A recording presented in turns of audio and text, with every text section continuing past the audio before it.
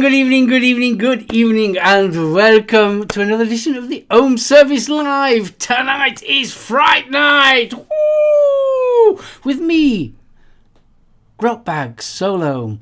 We've got Crash Diet and Betty Boo! Hello, everyone here. Hello! Can you hear me? The way your face is going in and out. It's like me arse. I'm trying to breathe through the fucking thing. That's a pound. Hello? Hello. Can I take this fucking thing off now? You Oh can. shit, I've already swore. Oops. Flashy, just for you, darling. Right, I need to take this off. Good, you take that off then. Yeah.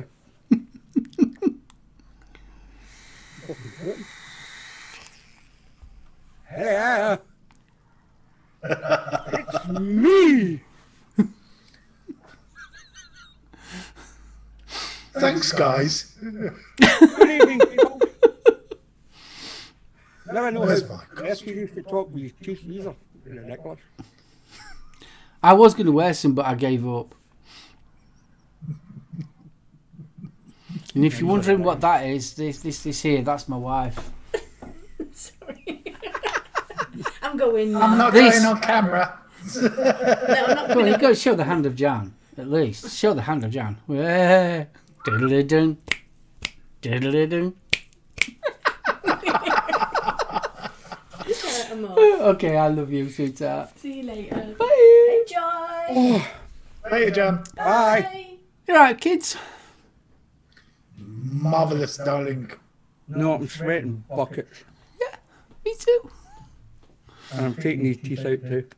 And for those that said, why isn't Steve dressed up? That's why. Because he doesn't want to look an arse. No, I don't mind looking an arse, darling. It's just I don't want to have a sweaty one. You like looking at my arse? Is that what It's you not- saying? You looking at my arse? It's not your arse that's dressed up though, is it? He likes a nice sweaty arse. It looks like two pumpkins in a sleeping bag. Oh, yeah. Thing is, though, it suits you. It's just scary. That one's better. So, good evening, chat. I hope you're all well. Hello to everybody on the replay. Yeah, if you're wondering what's going off, don't. No. Right, shall we run through the participants, dear boy? Oh, Yes. yes. 808, Kevin. Hello, our dude.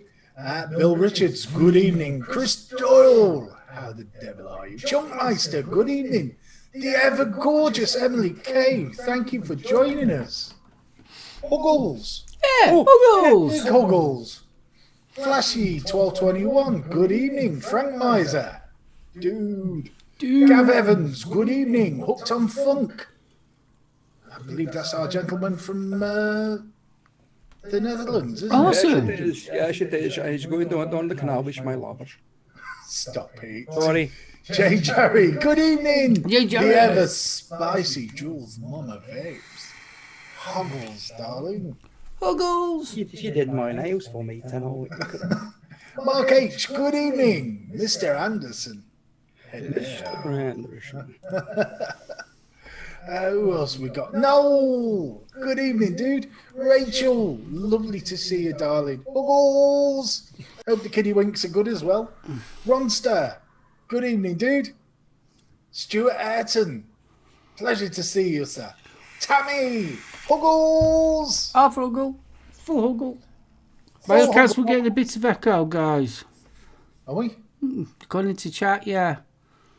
I've knocked my volume down. Have you knocked yours, Betty, down a bit? Yeah, I'm on.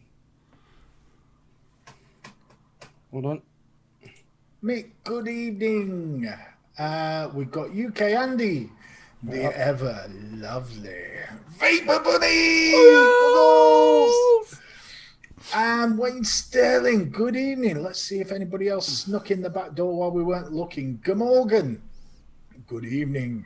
Gaily Bops. Gillabops. Gaily, Huggles. Ricky Huggles.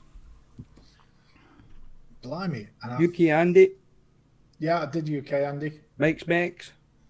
No, I didn't do Mike. That's a wicked rumour. Good evening, Mike. I hope you're well, sir. Who else?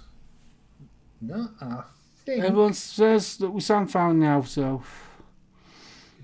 Good stuff. It's probably my room, to be honest, rather than the boys. So, Dawn, good evening, darling. How are you? Hello, Bubbles.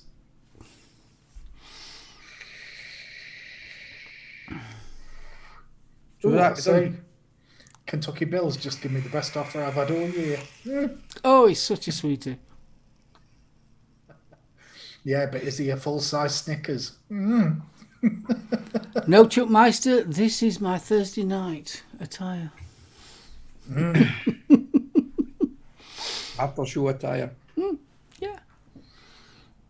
This is my going out attire. No, that's you coming out the closet attire, son. It's coming out of summer. He's coming out of something.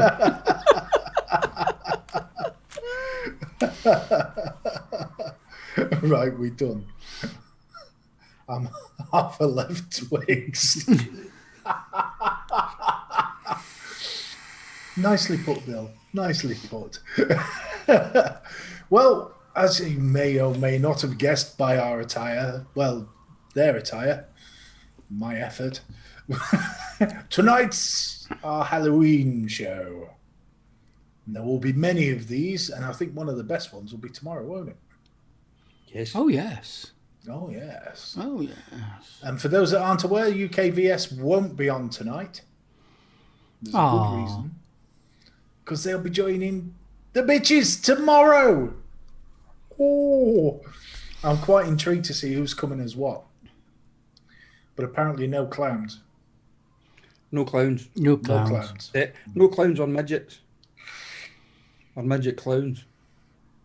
Oh, God, midget clowns. Well, I wish it could be Christmas every day.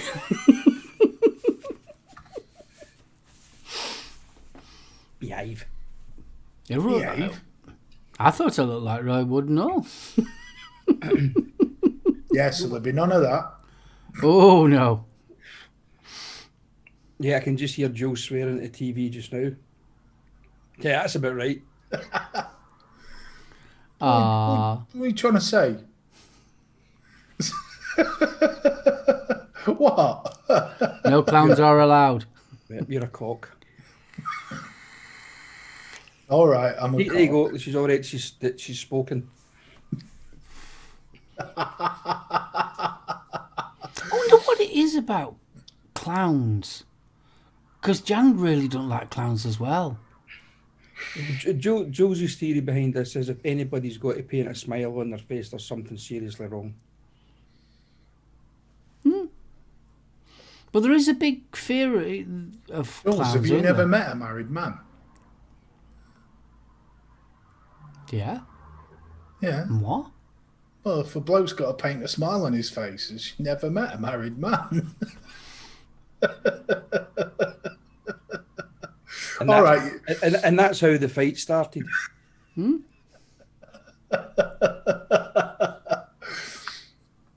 Oh, sorry. I didn't realise it was a phobia. Oops. Oh That's no, me. it's bad. That's me and stuck now then. 'Cause, well, he's probably all heard the story that when the clown chased her at Expo. Did you not hear Oh, that I one? No? remember that, yeah. Yeah. The guy was dressed as a clown chased her halfway around the Expo. And I think she had vampire vapes in behind their stand. And then I tied a balloon to her hair. Oh, Yeah, I remember the balloon. That was the icing on the cake, and really that night Jules was ill. That's how bad her phobia of clowns is. Jules, sorry, darling. But it's like everybody. I mean, people have got phobias, aren't they? It affects people in different ways, and unfortunately, clowns just really affect Jules badly. But Yeah, the she thing is, do though, it, it's quite a popular phobia, though. You would be surprised how many people. I know loads of people that are frightened of clowns. Yeah. Shocking. Oops. Anyway, drinky poo time. Oh, definitely. I'm going to join you. Yes, I'm on my Coke. I'm on a different one. I'm Coke Vanilla tonight. I'm on the Irish cider. Mmm. Very nice. From Aldi. I'm not scared of heights. I'm just scared of falling. I've got a scare of heights. A fear of heights and a fear of water. That's my two fears. Falling into water, I don't think would be too bad, right enough. But no, I've just got if I climb up on it and it's 5p 50p time. It's terrible. It really is terrible. I get to that I'm frozen stage Yeah. and I won't move, and then I start to sweat and I start to get palpitations, and it's the same if I'm in the water. If I go swimming, I just get. It's trying to train my brain. Even if I'm in the shallow end of a swimming pool and I'm trying to swim from one side to the other, I'll get halfway across and then the numbskull kicks in. You're not going to make it, fat kid. Because the Japanese whaling fleet's sitting over there, and that's when the heart starts to go again. I start taking breaths, and all I need to do is just stand still or just stop swimming and put my bloody feet down. But no, it's the brain's a funny thing when it comes to phobias, isn't it? Yeah. I mean, I haven't got a fear of heights at all. I mean, I've done some right scaling of heights, but you try and get me up a ladder, you've got no hope. Oh, I hate ladders. I really do hate going up ladders. Ooh. I don't mind. The thing is, I can go up. I can get up ladders and things like that. It's not a problem. It's coming back down again because I've got to look down. When I'm looking up and I'm climbing up, I'm absolutely fine. I mean, we've got 2 overhead cranes in the workshop, and I think they're about 25 to 30 feet off the ground. But when you're looking from the ground up, it doesn't look that far. But when you're looking for there down, oh my God. It's not a case of put a bungee rope and a parachute on. Yeah, the goat whisperer's with us as well. Pud Puffs is in. Hi, Timmy. Oh, is Timmy in? Timmy's in. Hey, Azan. Try falling. Oh, God, no. No, Bill, I'll give that one a miss, mate. What's that? What did I miss? Falling up 30 foot off a ladder and having it land on you afterwards. Oh. No. No. No, I mean, mine's same as Stevie's. It's heights, but I seem to have developed a severe fear of the wedding march as well, but never mind.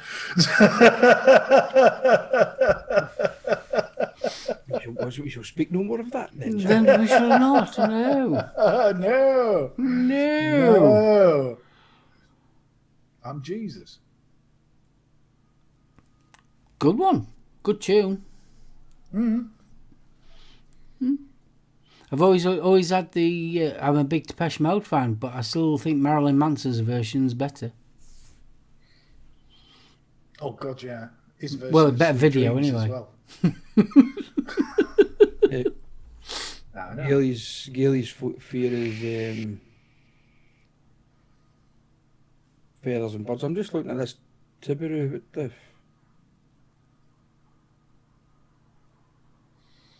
Yeah. Yeah, Gail, just get rid of him. Okay, very strange, lad. Do me a favour and turn this water into e-juice.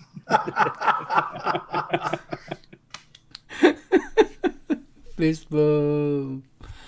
So what are we up to this week then, guys? Have we done out or exciting? This weekend? No, this no, week. Since we last saw each this other. week I've done bugger all, but I'm looking forward to tomorrow because I'm on holiday for a week. Oh, you lucky devil. Yeah, I need it. We were talking the other evening. I don't know what it is about this year. I am so tired. I just can't get enough sleep. Yeah, we were talking about it last week, weren't we? Yeah. I mean, I go to bed early enough at night and think, I'll get my 8 hours, 9 hours, whatever it is. I'm still waking up 4 and 5 times during the night. I just, Yeah. I'm absolutely shattered. That's it in a nutshell. I'm knackered. I need put down, I think. But No, apart from- you're not on your own. Like we were saying last week, it's just continuous that. The only way I can explain it is like drudging through mud every day. It's just. Yeah. I mean, we as I say, we spoke about it the other evening, and I mean, I don't know how many of you guys out there in chat, how many out there in chatland felt really unwell at the start of January, beginning of February, or just before Christmas time through to maybe the beginning of February? Because Mark and I were talking, and we actually think that we possibly had COVID back then.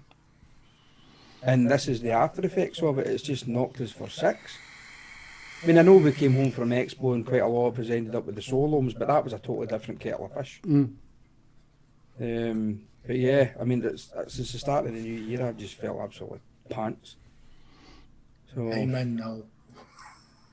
but I'm just hoping this, after this year is gone and buried and set on fire and whatever, because 2020 should just be wiped off the history books completely. I hope 2021 is going to What was that by Simon? Put his What's he batteries in done? the wrong way around. Ended up with a full runaway. Oh, you're joking. Whoa. That was close. Very close. Yeah. It does state on your hog which way to put them on. We're Well, real I hope men. We you're don't alright, read though. instructions. I mean, there's a few people in chat saying the same. They were at the start of the year they were feeling pretty crap. I mean, irrespective of the COVID side of it, it's just been a crap health-wise. It's just not been great.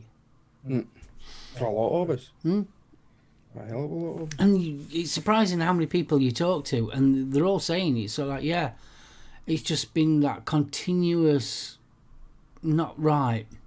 In the words of the immortal Ozzy Osbourne, sick and tired of being sick and tired. But Anywho, shall we get on with it? Yes, darling, let's. well, I'll let you kick off then, BFG. With what, darling? The main event. The main The main event. I was waiting for the bumper. Oh, okay. Bumper. I'll do a bumper. This is no news. No, unfortunately. Had a look and there's absolutely nothing going off at the minute. There's nothing major going off at all. No, there was a couple of interesting questions in Parliament, but it was a very common sense answer. It sort of touched on the possibility of catching COVID from vape exhalation. All right. Basically, Joe Hill turned around and said, if you're still close enough to be worried about that, you're at risk from catching COVID. So anyway. Oh, you're not kidding. Right, so on to the main event. This evening, we shall be talking all things that go bump in the night, the ghoulies and ghosties, the things that make you shiver in the dark. Who's got their ghoulies out? Me! You said it was a short kill. How liberating. So tonight we're going to be talking about horror films, our best and worst, and we'd love it if you join in too, please, guys. That would be awesome. Oh, yes, definitely. Very, very much so. So I'm going to kick off. It's a Clive Barker movie. And probably what the people of Gaul got to do with it. Probably one of the better ones. I know Mark loves Hellraiser and there's Cabal as well, but Lord of Illusion. Oh, I like Lord of Illusion. Lord of Illusion. That was an absolute corker for me. Because it melded all the stuff that I liked. There was plenty of shocks, plenty of jumps, and there was some very disturbing imagery throughout it. But I thought it was an absolute brilliant film. That's one I haven't seen. It's a good one. It's more of the again, it's more of a thinking man's horror than it is like a slash movie. Very, very clever. You've got an old alchemist come...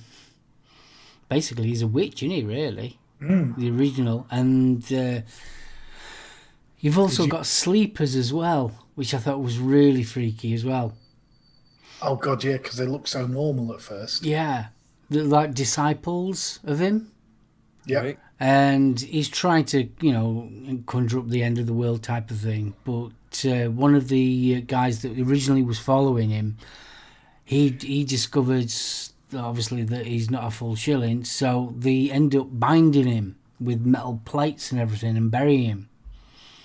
And then it was like, it's about 10 years later, and it all starts all happening again. It is a good film. It's cracking. And it's the first on screen for Harry Lamore as well. Is it? Never knew that. So Harry Lamore being the sort of psychic investigator character that Clive Barker does a few books involving. So, yeah. So, over to Stevie. Well, I'm not. I'm just looking at Sinners put. Okay, Stevie, a.k.a. after a decade of letting himself go. SoulOhm, a.k.a. wizard singer during goth stage. Like it. And BFG, a.k.a. Pete Burns. Pre-plastic surgery gone wrong. Oh, you'll do for me. You spin me right round. And just so he's not feeling left out, the Lord of Lewdness is with us, the Saint of Sin, the God of the Gutter, Sinner! So, Yeah. Betty, what's your... Do you know something? This was a difficult one because there was so many movies out there, horror movies that I enjoy watching. But one I'm always drawn back to is Alien. Although it's a sci-fi horror, I'm always because it's got that suspense. I mean, I'm a big sci fan to begin with, anyway, and also a big horror fan. But it was the suspense with Alien because you'd never saw the alien all that often. Is it me, or is the original Alien, you have to turn the volume up a bit? Yes. No, that's all right. I always thought it was me. No, you have to. You have to. But yeah, no, I mean, the Alien for me just it does it every time. I mean, it's got that. It's again, it's what we we're talking about at the beginning of the week there. A lot the music got a lot to do with it because it builds you up because you know something's going to happen, and it gets you on the edge of your seat. And then when something does happen, especially when Dallas is climbing up through the gantries and that and the Nostromo. And she's shouting down, it's there, you're right on top of it, and it turns around and the alien goes, well, when you're sitting on the edge of your couch, when that bit happens, I swear to God, it gets me every time. I'm literally takes me right behind the couch. But yeah, so Alien for me has to be up there as one of my top favourite horror movies.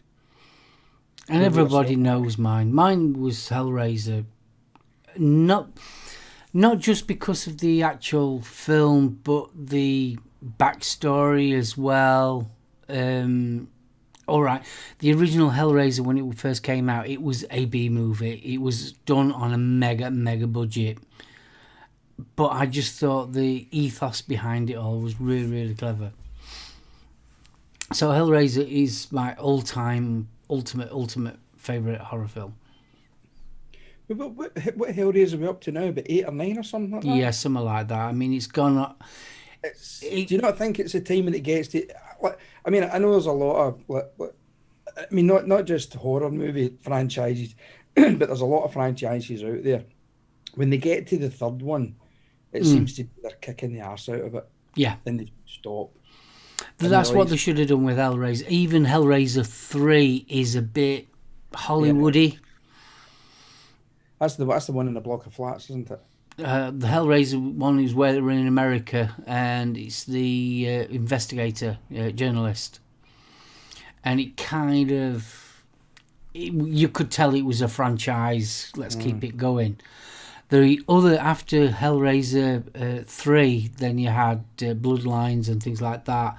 and it could have been any story, if that makes sense. I mean, don't get me wrong, I'm a big fan, and I don't like slagging Hellraiser off, but it's so like each of the stories could have been any other. It's just that, they've added Pinhead into it. And if you know Clive Barker and you know the Hellbound Heart and things like that, Pinhead wasn't the main character in it. In fact, when you watch Hellraiser, the original film, he's not even cast as Pinhead. He's just the head Cenobite.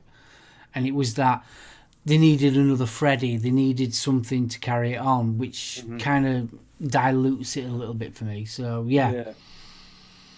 Basically, they made Pinhead the excuse the kind of pun, but the figurehead of exactly the franchise to carry the franchise on. Yeah, where he, in the original book, and even so much to the Scarlet Gospels, he isn't the main bulk of the actual story.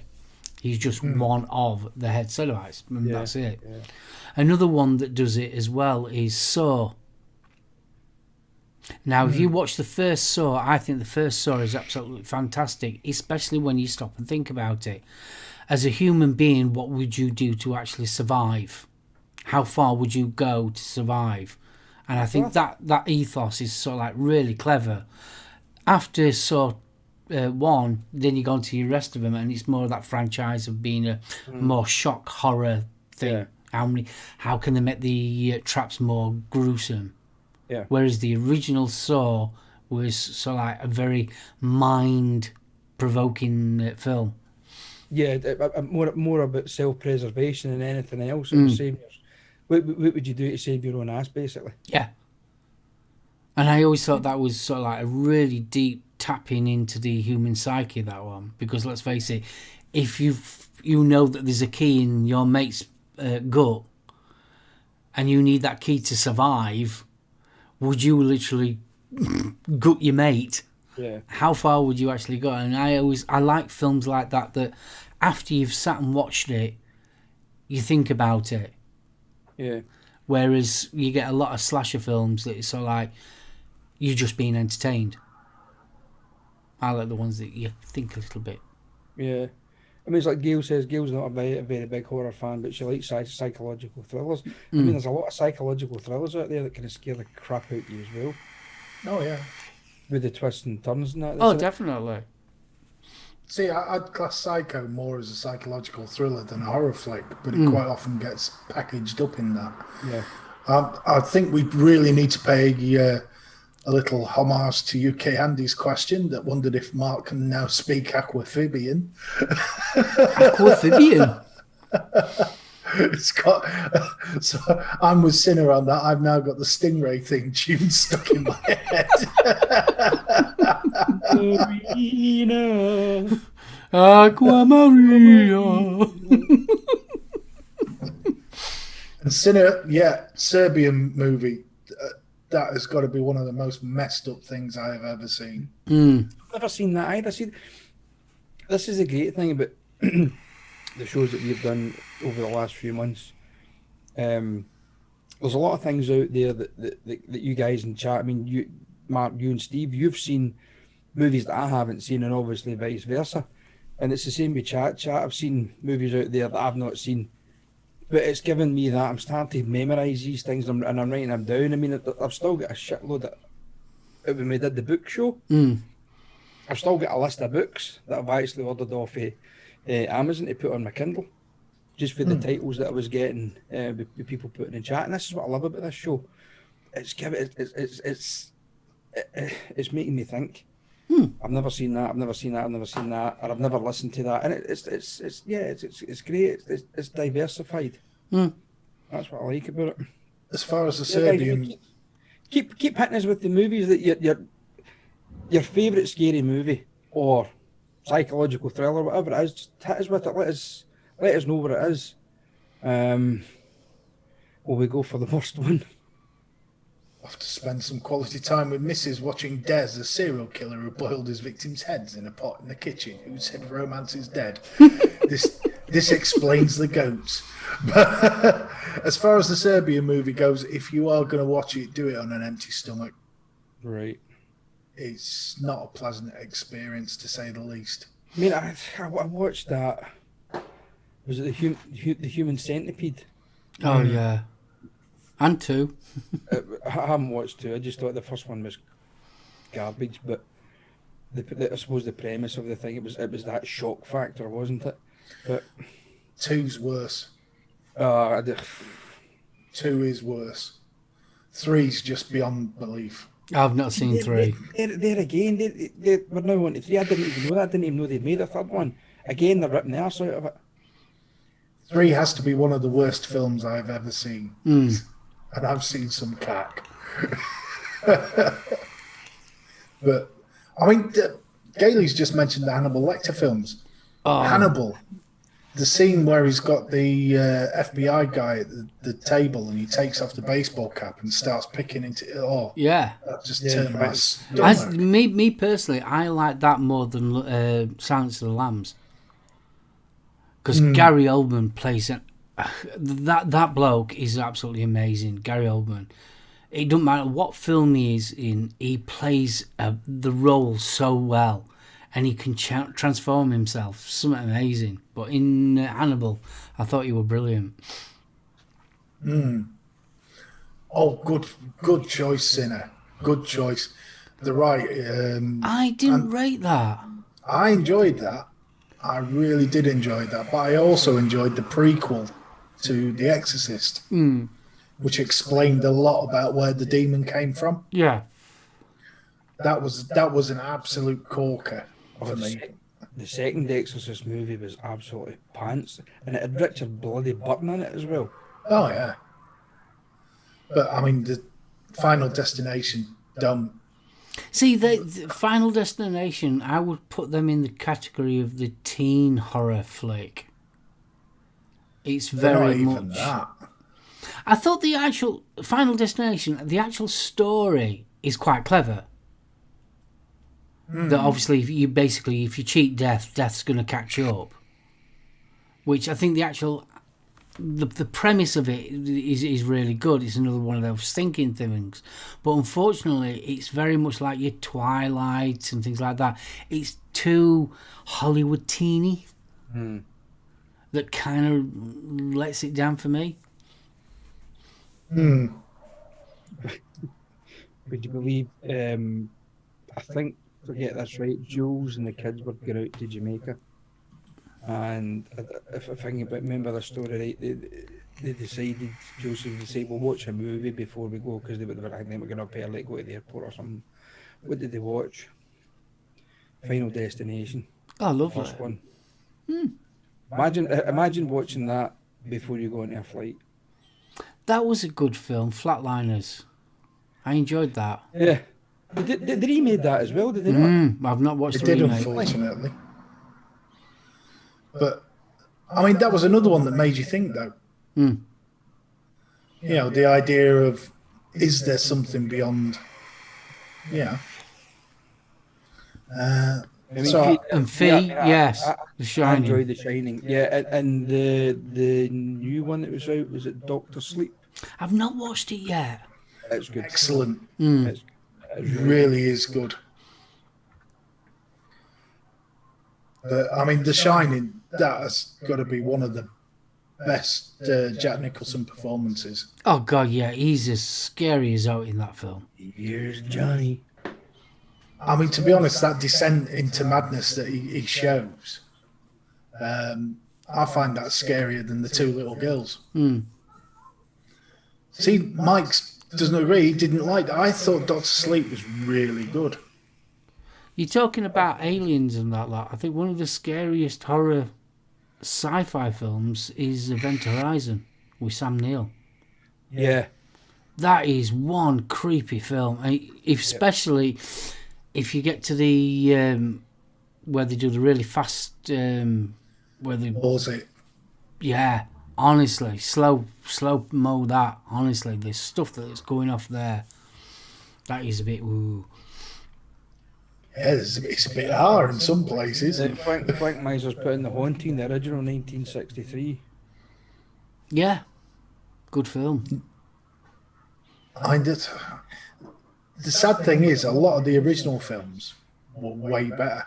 Well, we were talking about it last week. I mean, we was on about the Hammer House of Horrors. And some of the Hammer House of Horrors, yeah, they did kind of overplay it on a lot of things, but the original ones, I mean, you just can't beat them. You really can't. And the original Frankenstein. Well, sorry, the Hammer House Frankenstein. That was brilliant. The way Christopher Lee portrayed him, you know, it was way. To me, it got more of the empathy for the monster. You know, it got it right because Frankenstein, the scientist, was the monster, not the creation. Yeah. Yeah. But why can Frankenstein's monster not have any kids? Because his nuts were in his neck. Dun, dun, dun, dun, We're a week try to fish. But I mean, Twins of Evil. That's still one of my favourite horror movies, mainly because of the young ladies that play the twins. Yeah, I mean, I think there's a lot of us. I mean, us three here, plus a lot of people in chat. We're all of that kind of age that the majority of us grew up with the Hammer House of Horror Saturday night movies. You had the 1950s black and white movies before, and then you had the Hammer House of Horror flick about 11 o'clock. Yeah. And I think the majority of us in here all grew up with that. I used to enjoy the TV series as well. I mean, there's one, The House of Blood, that really, as a child, that really stood out in my brain, that one. Where all pipes are moving and all blood's coming. Yeah, Flashy 1221, Abbott and Costello Meet the Wolfman, that was brilliant. That was, that's a movie that I need to watch again. I must admit, I loved Abbott and Costello, but I need to watch that again. I mean, the Wolfman, I mean, Lon Chaney Jr. was, my dad was a very big fan back in the day. Any of the movies, the kind of 50s horror movies that was on a Saturday evening, especially if it starred Lon Chaney, we had to sit down and watch it. It was a must. And then a little shit when I used to go to the toilet between, because they showed the 50s movie, as I said, first, and it was on for maybe an hour and 20 minutes, whatever it was, and then they had that little bit of a break before the main event, the Hammer House of Horror one came on. And I think I was about 7 or 8, and I'd say, right, Dad, I'm away to the toilet, so I'd go up the stairs, but before I would come out the living room, I'd put the light on, go up the stairs, and obviously the toilet was up the stairs, and I'd get halfway up, my dad would put the bloody light off. You know, he would hear from me halfway up. Ah! And my mum shouting for the bedroom, stop switching up, fucking light off. I mean, Wolfman, the Ollie Reed one with Hammer. I loved that. That was good. That was good. I mean, they started to decline a little bit towards the end. I mean, what was it? Captain Kronos, Vampire Hunter. And the likes of Zoltan, was it the Hound of Dracula, Steve? Is that right, isn't it? Yeah. Yep. I mean, you're like, what the I mean, they were, it just got to the stage, you know, and I think Hammer knew themselves that, you know... Well, it was the same with the Italian horrors. I mean, some of them were absolutely amazing, but then they sort of like just... It became a factory. Yeah. And it was sort of like that continuous churn out. Yeah. Dario Argento made loads. It was the one, was it the three... Was it the Three Witches? Suspiria. Oh, God. Was it in 1976, I think that was made? There was 3 movies, and I think they remade Suspiria not that long ago. And it's quite a psychological thriller as well, but there was a lot of gore in it. Even going back to like 1976, 78 when it was made, it was quite gory. Because I remember going to see that, it was a double bill. It was that and, oh Christ, what was that? What was the films that Peter Jackson made, Mark? Lord of the Rings. Was it Brain Dead? Oh, Yeah. yeah, Brain Dead. I went to see a double bill with that, and it was Suspiria that was on. That was a movie that was on before Brain Dead, and I was like, holy Christ! And that was the Italian filmmakers. I mean, some of the stuff that they made was brutal. I mean, the 80s seemed to push out a lot of horror films. There was, I mean, you had the whole, Elm Street, Fright Night. You had the Phantasm and all them lot. Yeah. There was a lot of Creepshow. films in the 80s. There was a lot of shit ones as well. Yeah, and a lot of them get banned for no apparent reason, to be honest with you, because Well, looking Evil back Dead at- was banned, wasn't it? yeah. Well, that was No, a rape scene. Yeah, it was the rape scene. Yeah, rape yeah. scene. But even the like say Driller Killer, I Spit in Your Grave. I mean, there's worse movies out now, and they're only Chainsaw rated Massacre. 12 and 15, you know. But I think Yeah. at that time you'd, I suppose you'd Mary Whitehouse campaign, and didn't you? Everything. As soon as you showed a bit of a nip slip or something, she was on it like. Or is it, are we desensitized? It's a good question. I mean, we've grown up in the full view of, video nasties and all that kind of thing. And it's sort of like what we would class as scary now. You go back 30 years, 40 years, and so like that would have been very risky. Yeah. And yet you got the likes of Cannibal Pharaoh, Cannibal Holocaust. They were just porn movies with gore. I mean, Mad Max was banned, for God's sakes. Mad Max was banned just for shit acting, but it became a cult movie, didn't it? Yeah, I mean, through the 80s, I mean, there was some crap in it, wasn't there? Oh, God, yeah. I mean, there was a massive run of zombie movies throughout the 80s, wasn't there? Yeah.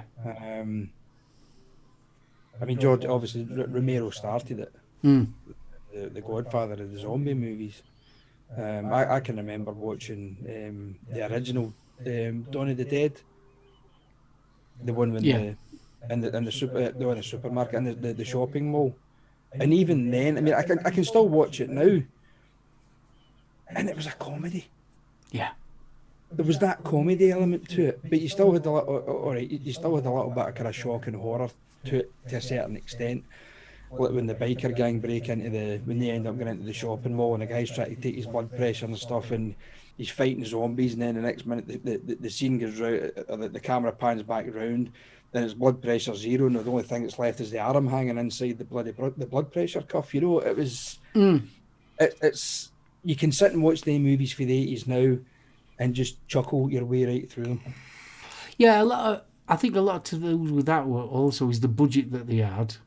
The special effects weren't brilliant. I mean, you take Reanimator for argument's sake. I love them films, but obviously the budget on the special effects was also there was limited as well with what they could do at the time.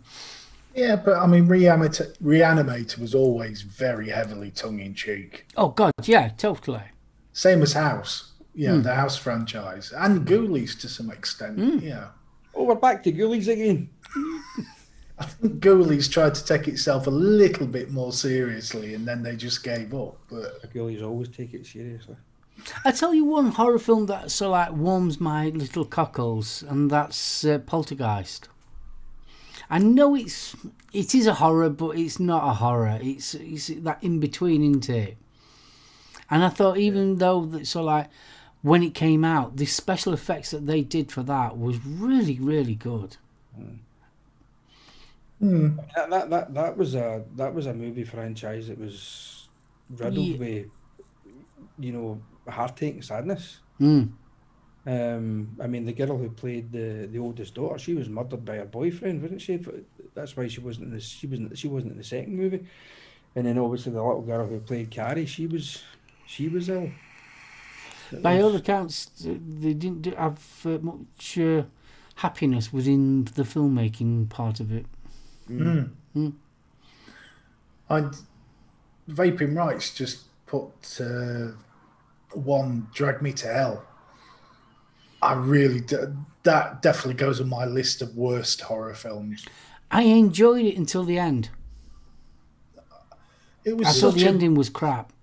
Was that the one with the coin with the old woman? Yeah. and the film builds up and builds up and builds up, Yeah. and then she woke up. Come on, I mean, Jesus Christ. The other one, The Mangler, that definitely goes on my list of worst films ever. I've never watched it because when you see movie titles like that, you automatically think, shit. Well, it was based on a short Stephen King story, which was actually quite. The story wasn't bad, but it wasn't that scary. A possessed mangler. Come on. Oh, I love Dusk Till Dawn. Dusk Till Dawn's ace. Well, let's put it this way. I mean, there's a lot of Stephen King novels, and even his short stories are absolutely pants. I've got to admit, I have never been a fan of Stephen King. Because no matter what Stephen King book you read, he gets bored halfway through. And you can tell he gets bored with it. And then all of a sudden, the whole thing changes. And then you read a couple of chapters and then you're back to the original story. That's how I find... it's just, I'm just not a fan. Yeah, even the likes of the 80s and 90s B movies, Killer Clowns from Outer Space, Critters, The Blob, Ghoulies, Attack of the Killer Tomatoes, you had stuff like that. It was all taken tongue in cheek. Oh yeah, totally. And the special effects were absolutely terrible. Yeah, I mean there were B movies for the sake of being B movies. There. Yeah, but look at They Live. That has to be the ultimate B movie, but I still love watching it. But would you class that as a horror or a science fiction? I'd say, but that's more science fiction. But it'd be classed as a creature feature. No, They Live was the one with Roddy McDowall. Yeah. I'm thinking of them, and that's them. That's the giant ant. What do you think to the more modern ones? Like the Hannibals and not Annabelle. The doll, what they call some of the more supernatural ones. Do nothing for me. I've watched a few, and some of them are all right, and then some of them are like. So I enjoyed them ones. I've got to admit, but it's the same though. They take it to a certain level, and then they go, you know what? We've got a great franchise here. Let's make about 40 movies based on this bloody doll. And you're like, oh, not again. Well, just enough's enough. Friday the 13th. There's a prime example. Halloween. Halloween 3 should never have been made. No. But ironically, I am a big John Carpenter fan. I love John Carpenter films, but Halloween just never did it for me. The first one, brilliant. Yeah, it was an okay film. Oh, it creeped me out. I mean, Nightmare on Elm Street never did it for me. I enjoyed those, though. The original, the first one, I enjoyed, but then after a while, it was sort of like Freddy's Nightmare and all. No. Yeah, thanks, Chunk. I've now got that bloody theme tune running through my head too. But I mean, the likes of the Nightmare on Elm Street movies. I mean, I went to see, it was Nightmare on Elm Street. Oh, let me get this right now. I think it was Nightmare on Elm Street 5. We get tickets to go and see the premiere in Glasgow. And half the audience walked out 30 minutes after the movie started. It was that bad. Wasn't that Dream Masters? No, that was 4. Dream Warriors. Dream Warriors. That was 4. Yeah, that was cag. But if you want a really bad, but so bad it's good film, what was it? I had a vampire motorcycle. Oh, I remember that one. With the talking turd in the bog. That had to be one of the worst films I have ever seen, but it was so bad. You just couldn't not watch it. Yeah.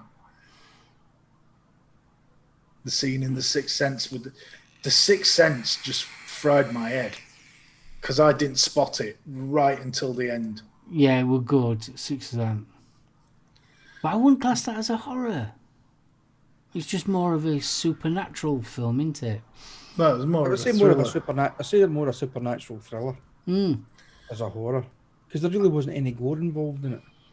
No, but I mean, I know it's kind of on the similar theme, is White Noise. Now, that was good. Michael Keaton. Yeah, that's right, yeah. And That I freaked enjoyed me that. out. That was more of a supernatural kind of a... I wouldn't class that as a horror, but it's that supernatural. It's same like with The Others with Nicole Kidman? yeah. I love that film. I think it's absolutely brilliant, but would you class it as a horror? It's a bit of a... Yeah, there's that fine line these days, isn't there? But Flashy's brought up American Werewolf in London. That has got to be one of the best comedy horrors that there is. Hey David, can I have a bit of toast, please? Is his throat's ripped out? Stick to the path. Brian Glover in the pub. Rick Mayall's first silver screen Yeah, it was, wasn't it? excursion as well. He's a member of the pub crowd. But I just loved that tongue-in-cheekness about it. You know, I mean, Bad Moon Rising in the soundtrack, yeah. And An American Werewolf in Paris, that was still pretty good. I thought that was shit. I enjoyed that. Rosemary's Baby. Oh, That was bloody brilliant. yeah. That still to this day scares the living bloody daylights out of me. Because it's that build up just towards you don't know what the hell is going on. It's just that like in the last 10 minutes of the movie, and you're like, holy shit. But they remade that as well, didn't they? Yeah. Yeah, Pet Sematary, just for the scene where he slashes the Achilles tendon. Ooh. That toddler with the sweet... No. Well, that gets me. I said that to you last week when in Misery. Anything to do with ankles, I'm so like, ooh. They did that in Hostel as well. It's so that gets me. I thought that was a good film. Hostel. But then again, horror or slasher flick. It's more of a it's a bit of a mangle, isn't it? I haven't seen the remake of Pet Sematary. I haven't seen the remake. Not worth either. it. Not worth it at all. No, get that friggin' song running through my head now.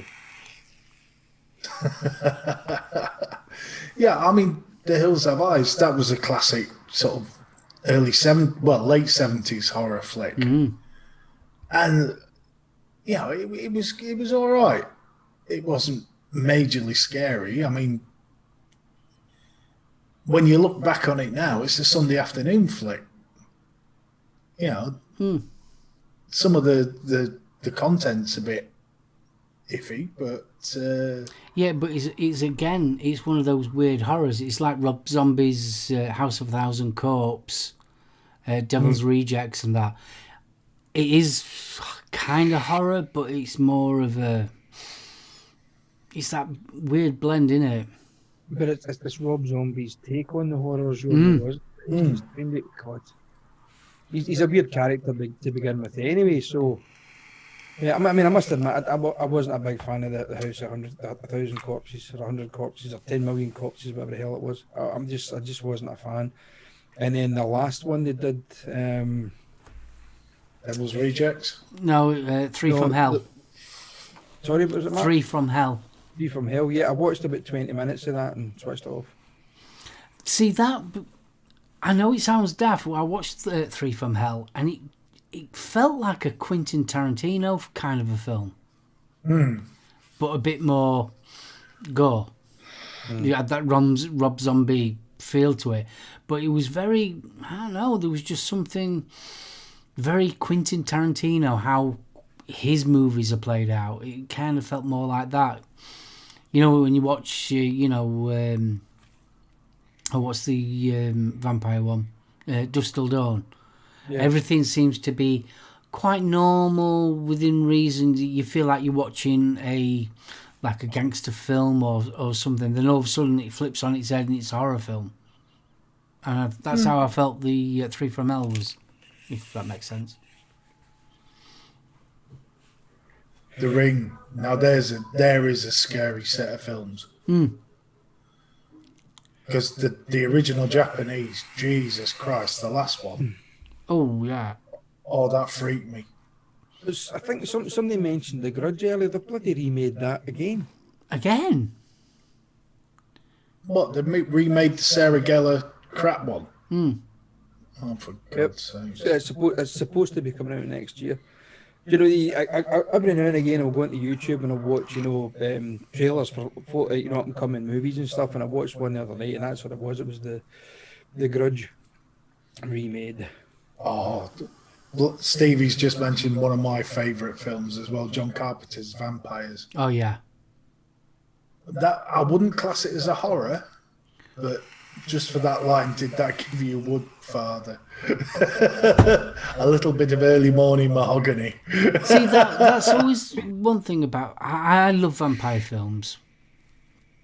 But some of the vampire films, they kind of alter things so they can make the film. So they change the things that... Right, we all know that a vampire can't do sunlight, crosses, stakes, garlic, holy water. But a lot of the more modern films alter them boundaries just to suit the film. Oh, I know where you're going with this. Oh, you mean that Twilight shit? Yeah. Oh, With the vampires glitter like fucking Christmas cards. Yeah. Bollocks. Yeah, you kind of... No. And I think that kind of started with Blade. Yeah. But Blade was a superhero movie. Yeah.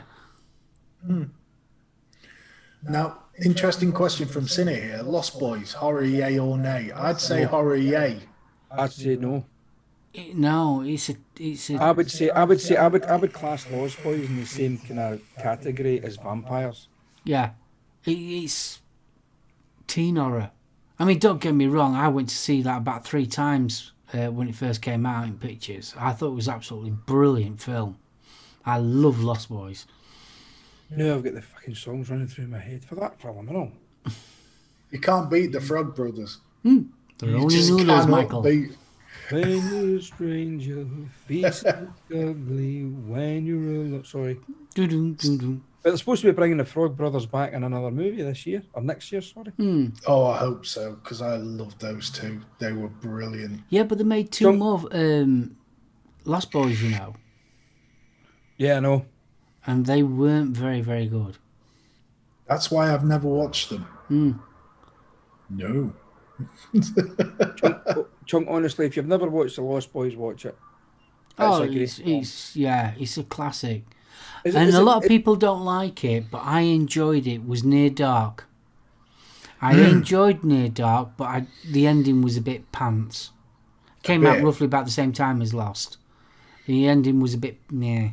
But the main part of the film I really enjoyed. Near Dark with a young Mr. Bill Paxton. Now, The Crow. See, The Crow, I wouldn't class that as horror. It's a superhero film. It's good, though. Don't get me wrong, God, I yeah, love The Crow. I love The Crow.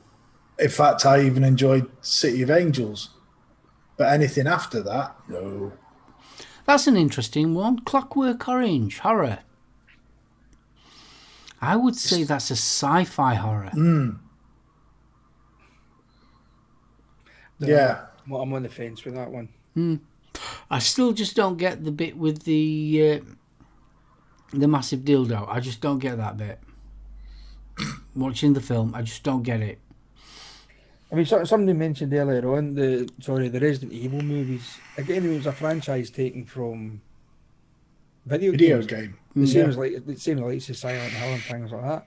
I mean, I loved the Resident Evil movies. Oh yeah, I mean, I know towards the end again, they kind of ran out of storylines and stuff like that, I suppose. But they had to finish the franchise.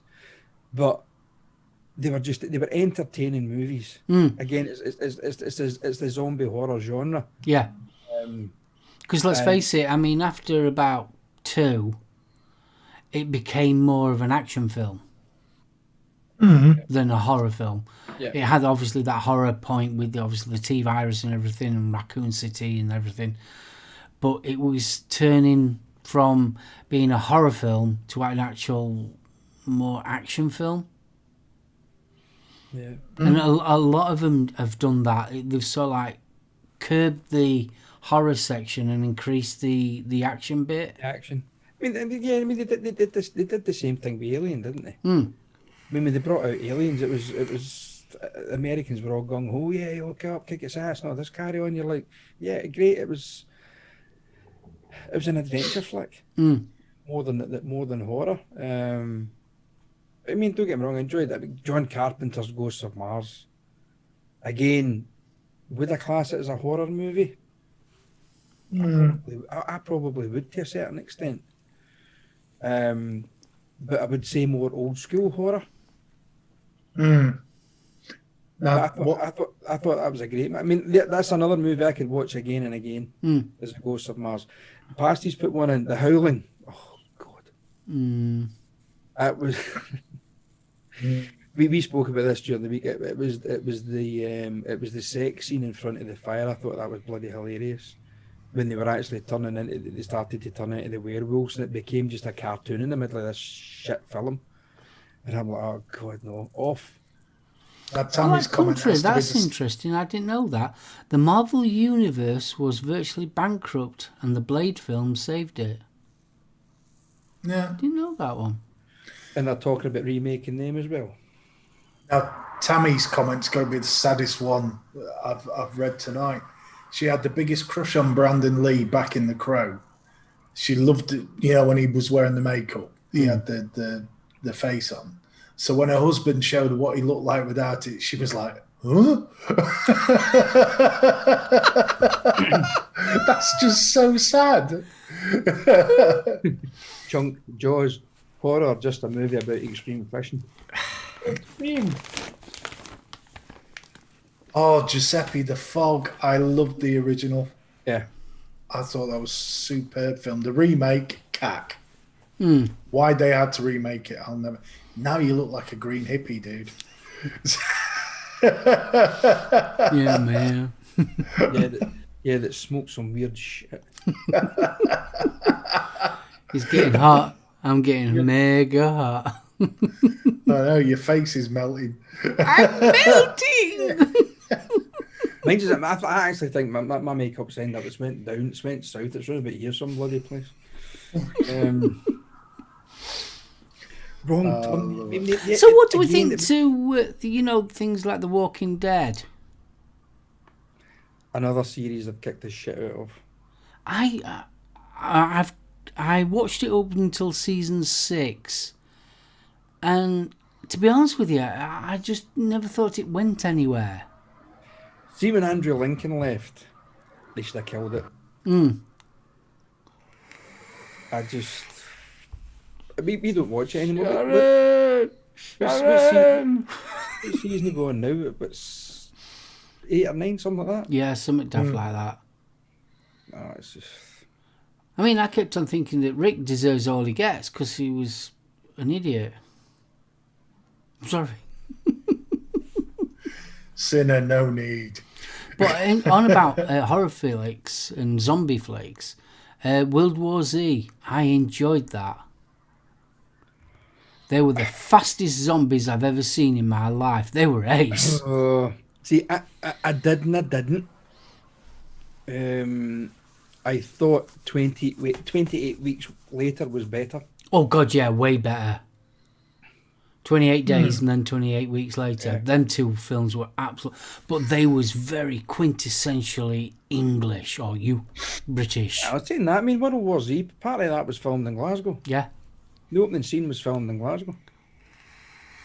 I just enjoyed it. It was a really nice change to see zombies acting that way. I mean, when they was climbing that they were in, was it so like Iraq or somewhere like that, and they was climbing that wall, it was so like, jeeps.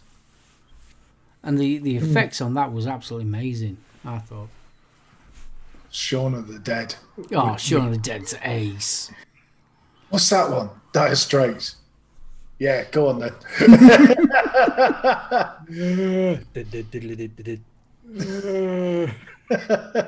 What was the one with vampires where there was in the Iceland or North Pole or somewhere like that? Or Alaska? 30 Days of Night. Or Yeah, that's six- it. yeah. I enjoyed that one. That was pretty good. See, that was based on the comic, and for me, the comic was always way much better. Well, I think it's always good. I mean, let's face it, when you start talking about horrors, especially the books and the comics, they're always going to be better because they can fill so much more information in a book or a comic than they can ever do in a film. I mean, when Chunks put one up, I mean, the likes of World War Z and I Am Legend, not a patch in the original for story. The Omega Man, was that Charlton Heston. Charlton Heston. Mm. I thought that movie was absolutely fantastic. I didn't actually realise that's where I Legend still love Soylent Green. I know it's a sci-fi film, but Soylent Green, I think that's such a film. That hit me as a kid because the part where the old man goes to the euthanasia place, and it's so like at the same time as he's going to the euthanasia place, he finds out what Soylent Green is. And it was so like, wow, and Beethoven's pastorals playing and everything. That as a kid, that really was one of them key moments that really got me. It's all right. I'm just looking up Fright Wild. Yeah, that's what I'm just looking at. Yeah.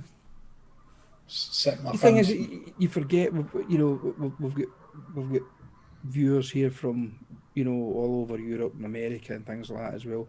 And obviously, there's a lot of stuff that they see, homegrown movies that obviously we don't get to see over here.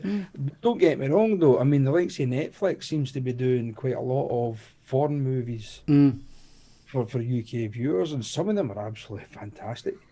I mean, one of the best horror movies that I ever saw was the Russian one, Day Shift, Night Shift, Night Watch. Night Watch. Oh, they're I brilliant. thought that was brilliant. It's same with Let Me In? The girl Yes. vampire? I mean, is Yeah. that Russian or... Let the right one in. It was Swedish. I mean, there's some awesome... I mean, it's the same like when we were talking with... not Chinese, they're Korean, aren't they? Horror films. I mean, one of the best films that I ever saw from that end was Old Boy. America did a remake and it's nowhere near as good. The original Old Boy, that was absolutely fantastic, that. Well, apparently Fright Wild was repackaged as Cold Prey in the UK and the States. And basically, it's a group of snowboarders that get injured, and then it turns out there's a psycho killer in the med centre. But sorry if I've killed the storyline there, but that was an awesome, it weren't bad. It was a slasher flick, but it wasn't bad. And the Evil Dead was the one that I whacked me past. Tolmac, bless you.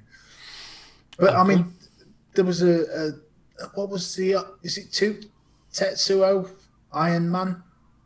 That was a freaky little sort of sci-fi horror from China. Oh, Descent. Yes, I've seen that. Yeah, I remember years ago it was on TV. They I think it was either Channel 4 or Channel 5 ran for the whole of Christmas week. They ran Horror flicks. Chinese horror movies, and they were absolutely. The special effects were absolutely stunning. I mean, far superior to anything that Hollywood could produce. And it was all done by prosthesis or prosthetics, whatever the hell you want to call it. It wasn't CGI. It was all done with prosthetics. It was. I mean, I can't remember the names of some of them, but quite a lot of them involved, obviously, samurai, that kind of stuff, quite a lot of martial arts and things like that in it as well. But bloody hell, some of them were like that. Wow. Now, Dion's just mentioned Life Force. That is a vampire flick that I loved. Yes. The idea of space vampires. That was wicked. And Tammy, yes, that was a good film. The Exorcism of Emily Rose. That was a good film. That's what we were talking about that the other night. See these modern horror movies that when people bend over backwards and fucking limbs bend all out of shape and shit and they climb up walls backwards, that freaks the crap out of me. I mean, have any seen the is it Legion? Sorry. Yeah. The movie with the old woman. Yeah. And I she love walks, that. she goes up the wall backwards, and I'm like, I'm going like, See, now, after the Evil Dead, once you got into Evil Dead 2 and then Army of Darkness, I thought Army that of was Darkness brilliant. was ace. The Evil Dead 2 was brilliant. I thought that was absolutely fantastic. But Evil Dead 2 was basically a remake of Evil Dead. Well, yeah, without the rape scene. Yeah. But, Yeah, but it was more comedic than anything Yeah. else. which they carried on in Army of Darkness. I mean, the little ashes in Army of Darkness had me in fits Oh, God, of yeah. laughter. Now, Frankenstein, have you seen that one? What, the one with Robert De Niro? No, it was quite a recent film. It was a serious rewrite, and it involved gargoyles and demons. It was actually a really good film, but I wouldn't have. It definitely lacked its horror. All the elements were there. Yeah. The idea of heaven and evil and Frankenstein, but it was more of an action flick. But it was a really good one. And it's almost like we're running out of ideas now for horror flicks because I think we are desensitized to it. You know, Silent Hill, great film. Oh, I loved Silent Hill. Yeah, I think it's usually desensitized. I think we're living Hi, in Liam. we're living in a different era now.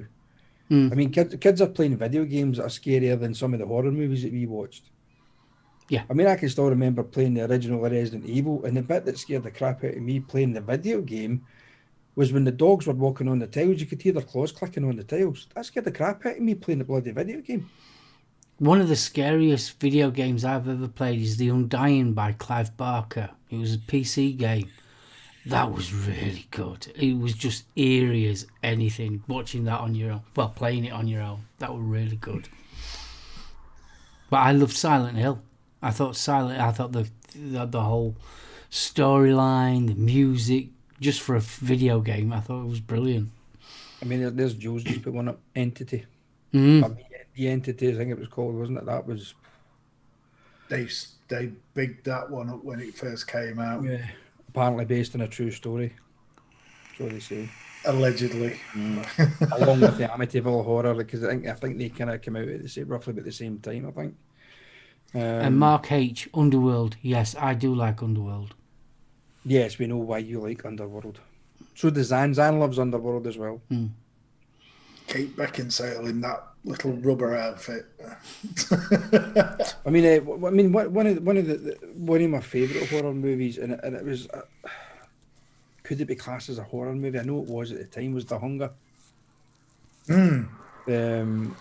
David Bowie and Catherine Deneuve. Yeah. To me, that was an art house film.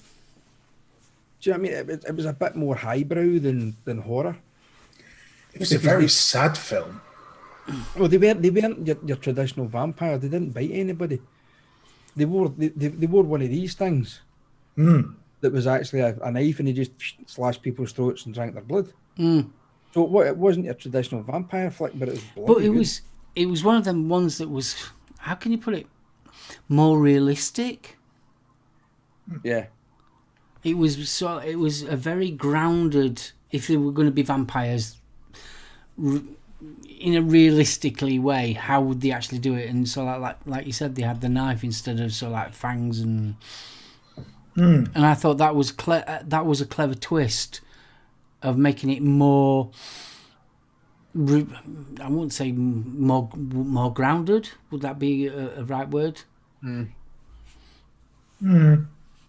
I mean, somebody's already mentioned Straw Dogs, but I'd throw in The Burning Man. Yeah. Not because it was a classic horror, because it was just so unsettling. Sorry, The Wicker Man, not The Burning Man. The Wicker Man. Thank you, no. It was just the idea of this little community. And in my little teenage head, you could imagine it on some sort of remote island somewhere. These weirdos, and for probably 355 days of the year, perfectly normal. And then for that one day, I still haven't watched the original from start to finish. I mean, I've seen the remake with Nicolas Cage, and that killed it. Yeah. But the original Wicker Man, dear God. The thing is, I'm in a bit of a kind of sticky situation in here because Jules doesn't like horror movies. So I really don't get a chance to watch very many horror flicks. But this week that I'm off, I'm going to get the other TV set up in our bedroom. So it means Jules wants to watch something rather tame downstairs. I can go and watch a horror flick up in the bedroom. Sorted. Yeah, it always is a weird one if your partner doesn't like a certain genre. I definitely recommend watching Britt Eklund's butt on your own, mate. It's not something you need to share. No. Is there a horror movie expo in the UK? I'm sure there is. Guy I work with is probably the best. That's Jules, not me. And Andy Summers he's put the Purge. The Purge. I would no. That's, to me, it's not a horror. The Purge is. Could you class the Purge as a slasher movie? No, I couldn't even class that as a slasher movie. It's. I don't even know what genre I would put the Purge into, actually. The Purge. It's not. I wouldn't class it as a horror. Gailey's just told me to speak for myself. Let's see what IMDb say about it, right? What kind of category they actually put it in? Do you know it's one of the films that Jan can't watch? What, The Purge? Yeah, The Purge. She really doesn't like The Purge. And the reason why Jan don't like it is because it could happen. Jan don't like films that it could happen. Like Hellraiser and things like that, she knows that's not realistic. But she doesn't like the films that could happen. How does she know? Well, I've got plenty of boxes up there. Just won't play with them. All these kids are all walking down the street in the 70s with a Rubik's Cube. The Purge is basically classed as a dystopian action horror film. No, I won't go with horror. Gore. I would go with an action. That's a hard one, actually. It is disturbing though. Yeah. But it also it's another one of them ones that makes you think again. It's so like, if one day of the year you could do whatever you wanted,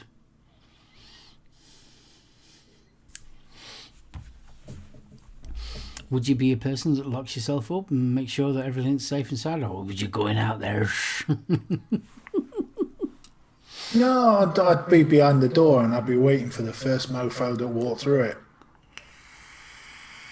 I think as remember we live in the UK, we don't have guns or anything like that, so you just go to somebody you don't like and just shout through the letterbox and call them all Yeah. bad language under the sun and walk away. No. As soon as that letterbox rises, there's a knitting needle going through it with the claw hammer behind it. Yeah, and then you realise it's a fucking Amazon delivery guy. Then I get everybody's Amazon delivery. I don't care. See, that's the thing. I said it right at the beginning of the show. I'm not into just blood and guts for the sake of blood and guts. I'm not into them type of films. I like, if you're going to watch a horror, and I watch a lot of horror, I like something that makes you think. Mm-hmm. It's that human psyche side of things that I like. Yeah. Black Country's just mentioned an absolute classic, The Incredible Melting Man. It was a guy that, I'm trying to remember how he got it, but it was bacteria from space, and it effectively causes his body to melt. And for a 60s film, Jesus. I remember watching that as a teenager, and it just freaked me out completely. Oh, man. It was a great, great film. Incredible. The other one was The Man with the X-Ray Eyes. And that freaked me out. At the end. Oh, man. Interesting, nobody's really mentioned Psycho yet. Yeah, because again... But we did we mentioned Psycho was mentioned. We did mention it. It was more of a thriller than a horror. But it left... Could it be classed a thinking man's horror? Yeah. There was more that he didn't see. If you know what I mean, the way they portrayed the movie, it left more up to the viewer's imagination than what they actually put on the big silver screen. And I'm with Vaping Bunny. No, I wasn't a teen in the 60s, you cheeky sod. Species. Now, we mentioned that, didn't we, Stevie? They were good. Yeah, but they're not really a horror though, are they? It's sci-fi horror. That's sci-fi, isn't it? Yeah. But again, the creature was the same guy, H.R. Giger, who designed the Alien. Andy Summers, Lake Placid. I think they classed it as a comedy horror, especially when they found his Tony, but I thought he was taller. I mean, some of the one-liners in that were absolutely bloody hilarious. I mean, talking the likes of like kind of comedy horror, the Slither, the one with the kind of like worm-type creatures. I mean, some of the one-liners was in that movie were absolutely fantastic.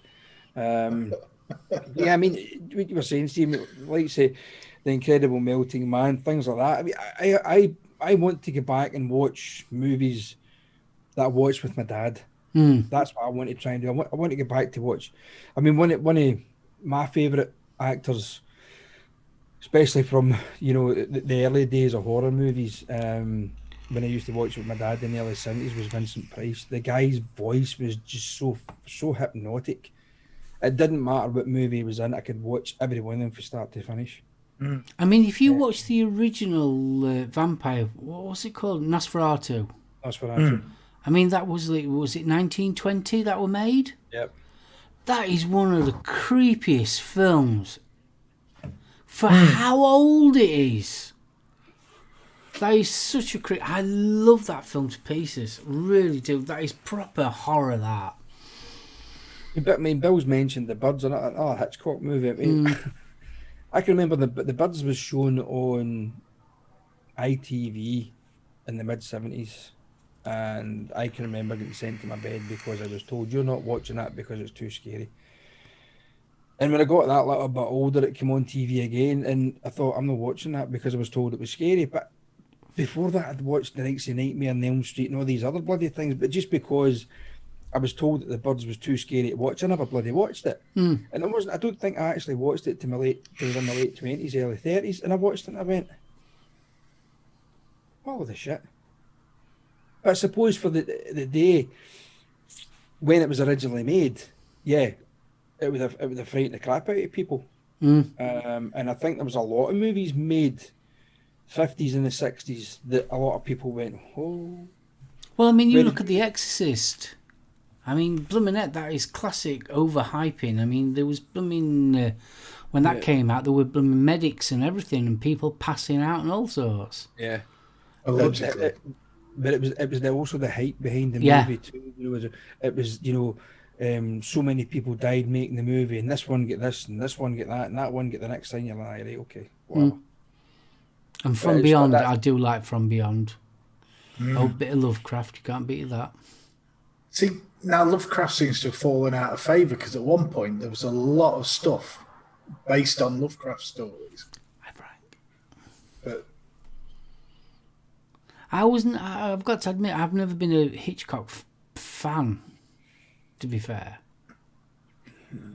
I don't know. I think the Hitchcock films were scary because they were in that genre of it might happen. Yeah. You know, Marnie and the likes, yeah.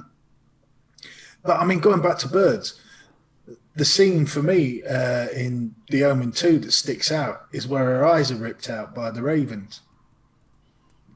That's the one bit I remember. Yeah. Oh, the one in Omen that really sticks out for me is where they're at the party and the nanny says, "I'm doing this for you." I love you, Damien. And obviously then Doctor Who gets done in by Spike. I mean, Well, yeah. Bill said, I mean, the thing with Hitchcock movies, I mean, they were more thrillers than anything else, but they could happen. Yeah, exactly, they could happen. Whereas everything else was.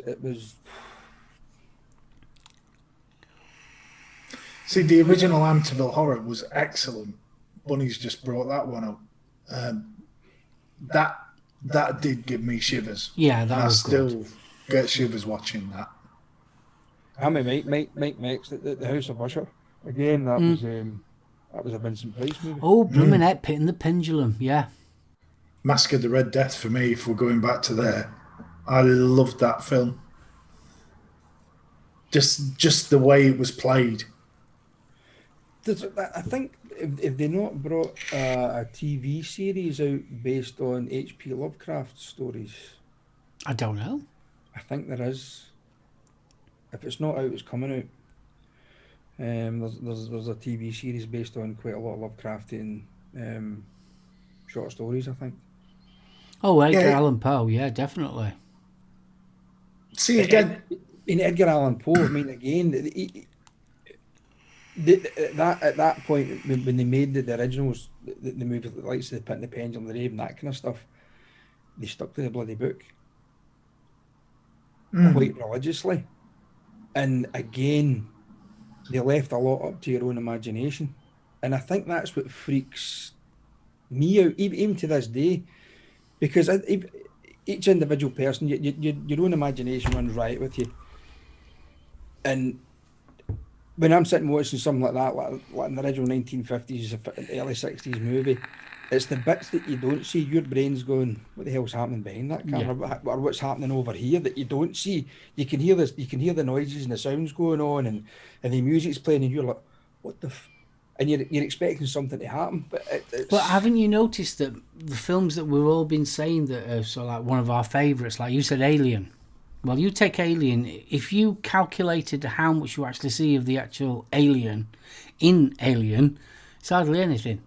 No. Same with Hellraiser. The actual Cenobites, you hardly see any of them. They're not on screen that much. Yeah, they're obviously the biggest memory. You remember them quite vividly, but actually on screen they are not on there that much. And I think that is the clever part of a film, whereas they are leaving it up to your imagination. The original Evil Dead, you never saw the demon. You just had that camera along the ground. Yeah. And that for me was way creepier. Yeah, it was a camera along the ground plus the sound effects being that. So here, swallow this. Tammy's asked a good question. What was the scariest nightmare or story you have ever experienced?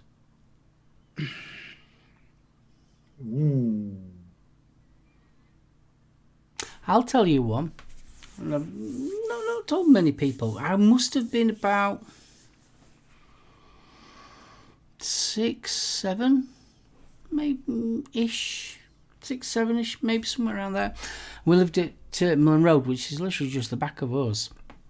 I'd gone to bed, and you know when you wake up and you feel that presence? I'm not meaning on Christmas Day. I'm on about... I saw a silhouette. That's the only way I can explain it, but I could see the two eyes. And the two eyes were really tiny, piercing eyes. And it touched my toe. Right?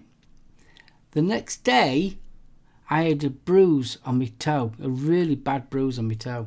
Wow. Not told many people that. I think there was a series of films on YouTube, or it was either YouTube or Facebook, and it was ones where people were turning the light off. and there was something at the end of the corridor, and they just freaked me out. There was something about like this feral thing that appeared in the room at the end, because it just touched on that. Don't do it, because you know something's coming. And they freaked me out. So, have you ever really had freak any me out. supernatural real experiences? The only one I've had, it was, I suppose it was a nice supernatural experience. It wasn't long after my father had passed away, and I woke up early hours of the morning. My dad was standing next to my bed, and I just burst into tears. I just says, "Dad," and he just put his hand out, and then he was gone. Oh, wow. And Jules woke up at the time. She said, "What's up?" I was in tears. She said, "My dad was here." But he comes back every now and again because, I mean, he's not found this new house yet. But he used to when we were in the flat, every now and again, you would smell his brand of cigarettes. Interesting you should mention that. And when I was with my first wife, there was an old guy who'd lived in the house previously. And even though my wife didn't smoke, nobody smoked in the house, you would come upstairs and you would be on the landing and you would get a hell of a whiff of either pipe or tobacco smoke. And you always knew the old boy was about. But that was the only one. Yeah, I mean, Gailey Bobspin, she told her mum about the 9/11 events 2 days before it happened. Bloody hell.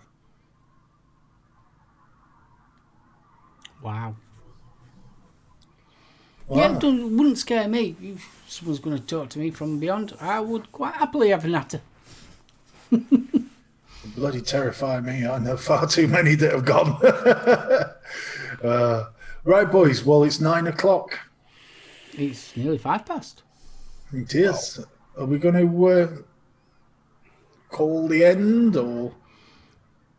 It's entirely up to you. We can go for another half an hour if you want. What does chat say? It's up to chat with it. Do you want us to keep on going for another half hour, or what do you think, guys? I'm happy to go for another half an hour. My makeup's already melted, so I don't care. Yeah, I'm completely melted here. Honestly, God, I don't know how you've sat with that wig on for nearly 2 hours. I think I'm doing well. Well, so far it's carry on, boys. Yeah, we'll carry on for another half an hour. So, if chat could make a horror movie, what sort of genre would it be? Would it be the Thinking Man's horror? Would it be a slasher flick, zombie flick? And I'll open that one up to the boys. Oh, I'd have to make, you know me, I'd have to make a Thinking Man's horror. I think mine would be zombies. Yeah? Yeah, I would need to have zombies in it. The reason I'm saying that is, I mean, I'm a big zombie horror, a big zombie movie fan, let's put it that way.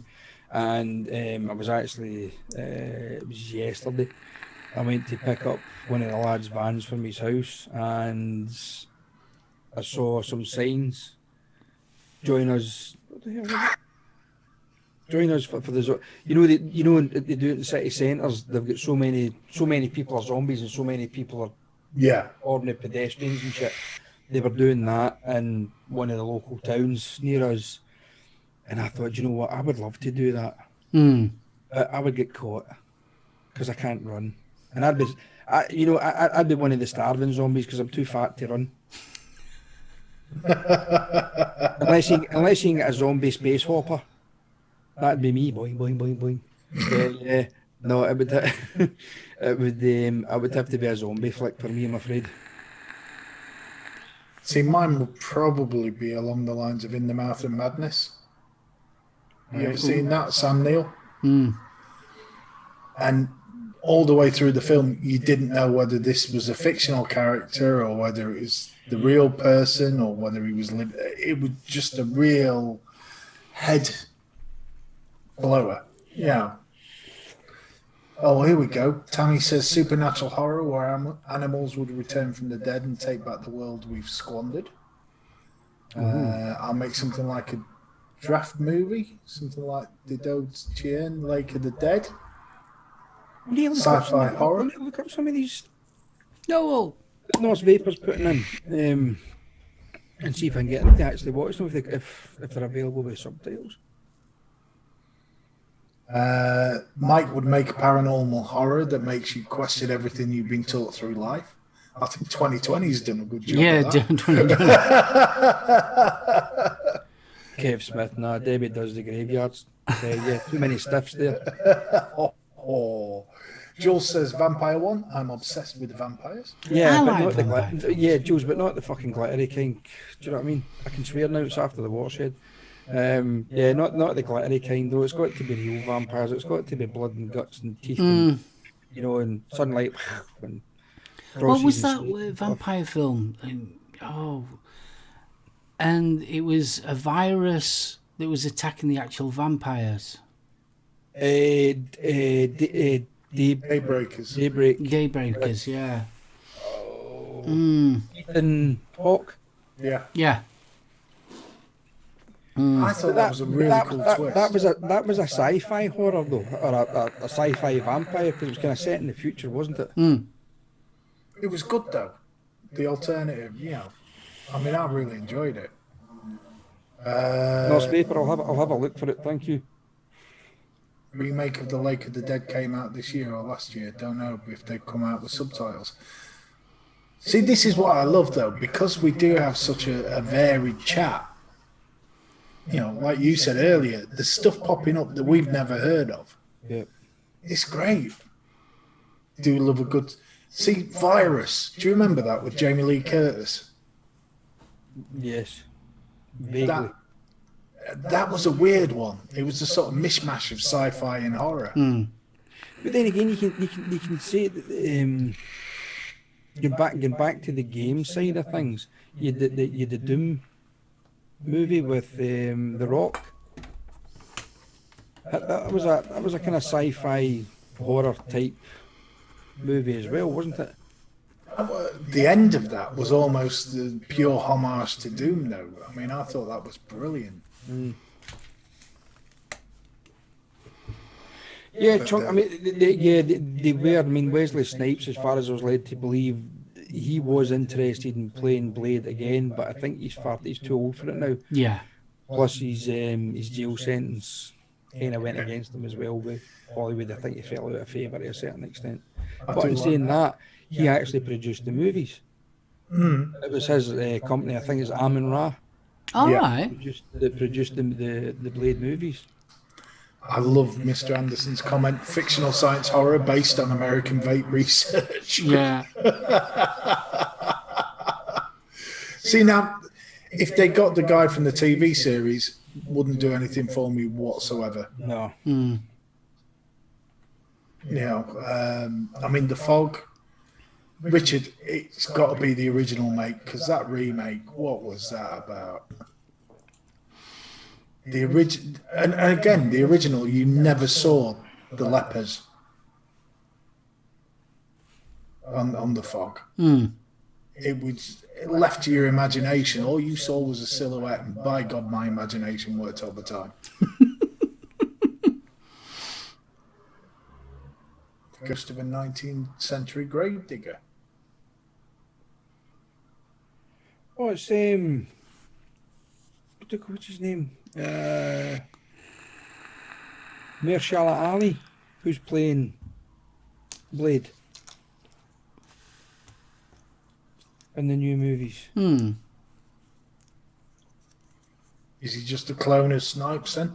No, this guy, he's quite. If it's the same one I'm thinking of, he is a well-known actor, but he normally plays a kind of bad gangster. I'm trying to think what movies he's actually been in. If that's who I think it is. I like Tammy's comment there. The Deep Blue Sea was awesome and scary because the shark was learning. You know, I tell you Again- one thing, I'd like to see a remake of Hellraiser.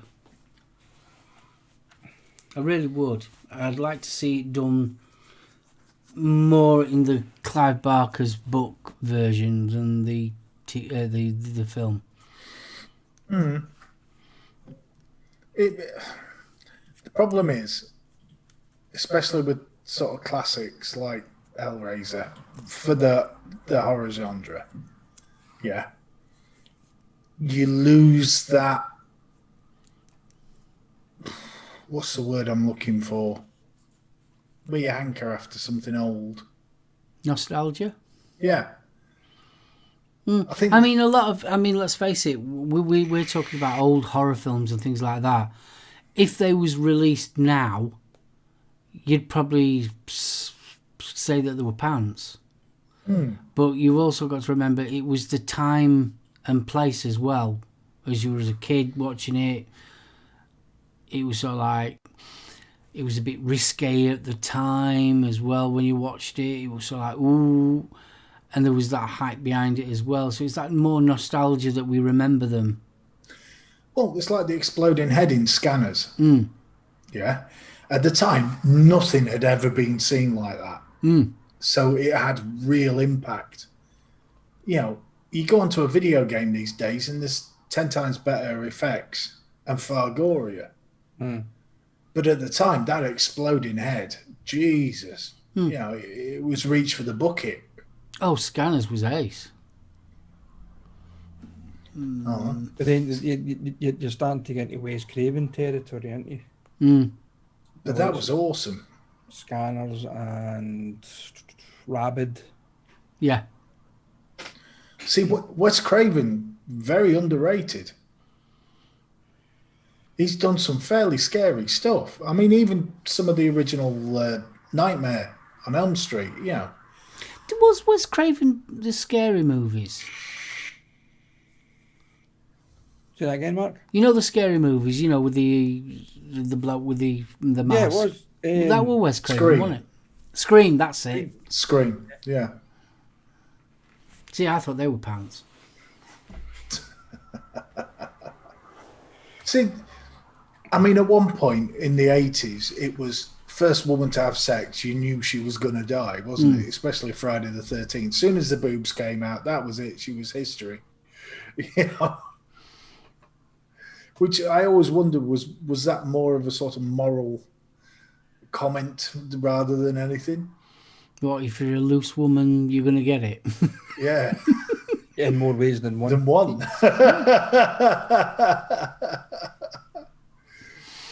Well, I mean, if you look back on it,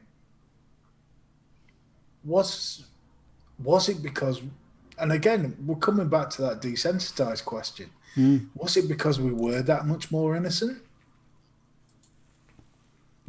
I think we've been, I mean, especially us three are so like very, very similar age. I think our childhood was a lot more innocent than they are nowadays. A hell of a lot more. And I don't think we was exposed to the genres that are exposed to now. No. I mean, all you have to do is have a look on music videos, and some of them are sort of like either very, very sexual, or they can be actually very quite horror film esque. Whereas when we was growing up, we grew up with Hammer House Horror, Tales of the Unexpected, that kind of a more cozier. That was more mind horror. You know, I mean, I still remember one about cannibals from the Hammer House of Horror on the TV series. That terrified me. The guy that he'd been to a dinner party and really enjoyed it. And they were all like, oh, you must stay for the next course. And he's like, no, I've got to go. And they end up drugging him. And the next thing you know, he's on the table naked being eaten. And that was you know. But Killer Clowns from Outer Space, I still love that. I thought it were an ace film, that. But I mean, I like Critters, so that says a lot for my taste.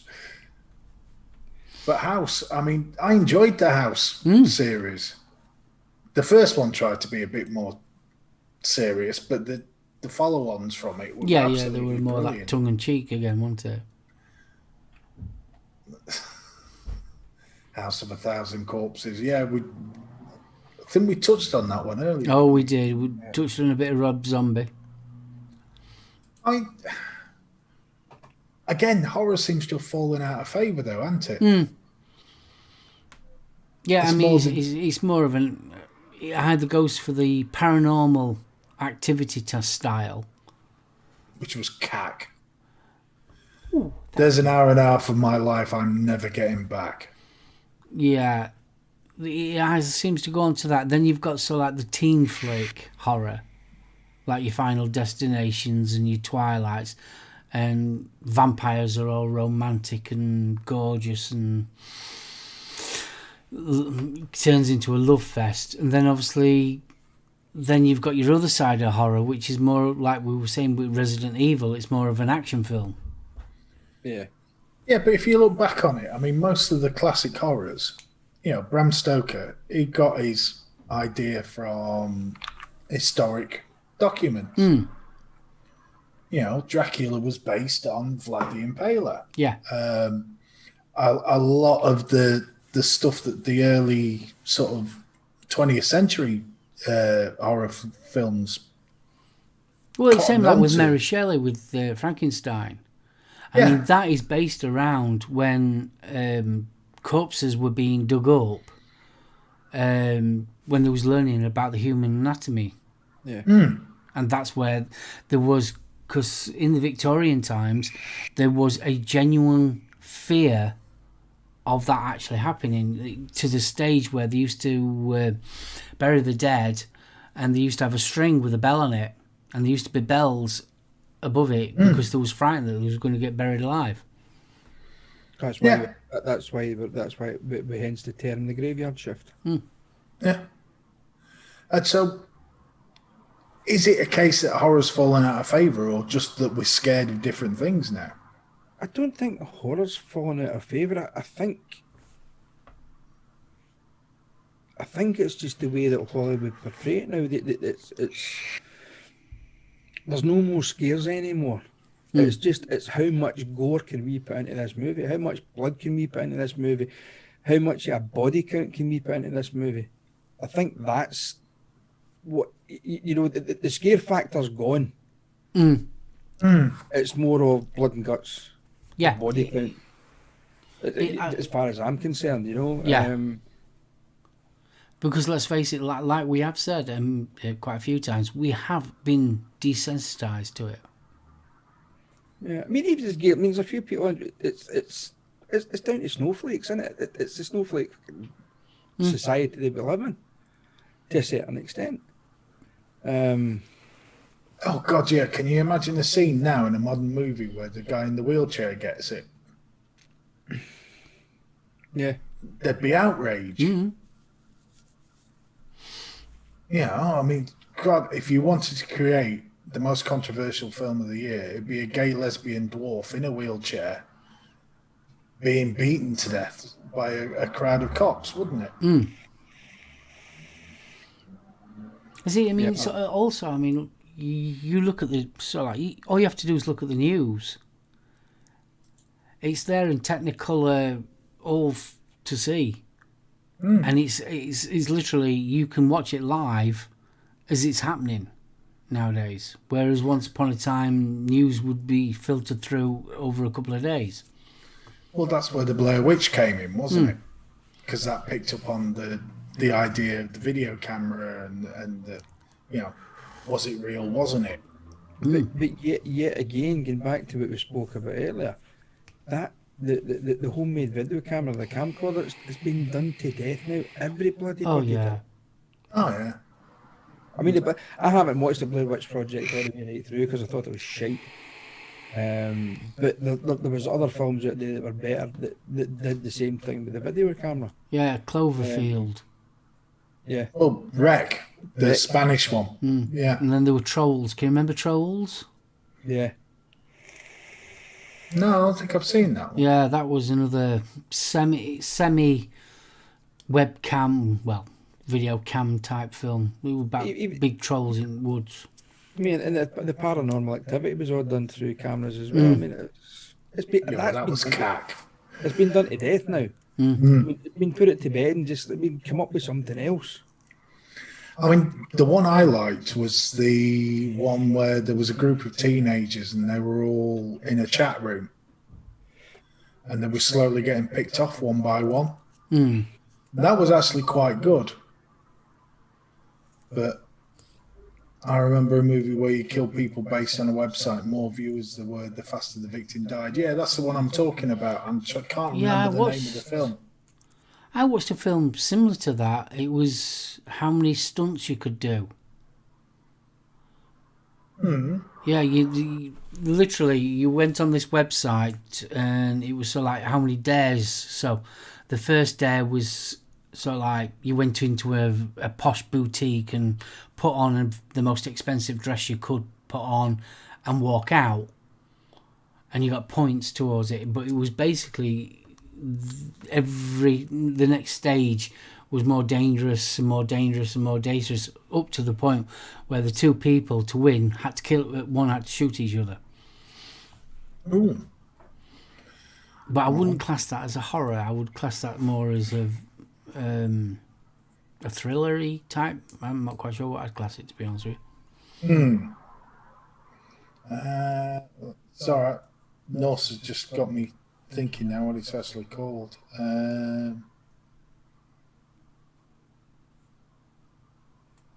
There's Untraceable is the one I'm thinking of, I think. Kill With Me is actually a website. Really? Okay, well, we won't be putting that on this show. No, it was a book, but it's the killwithme.com. The site features a live video of a cat being tortured and killed. The website cannot be shut down as the webmaster knows that someone will try, and built in a failsafe. Every time the server closes, another server immediately replaces it. But I don't know about anything else. That sounds interesting. See, and again, that's plugging into the zeitgeist. Now you look like Rob Zombie with the glasses on.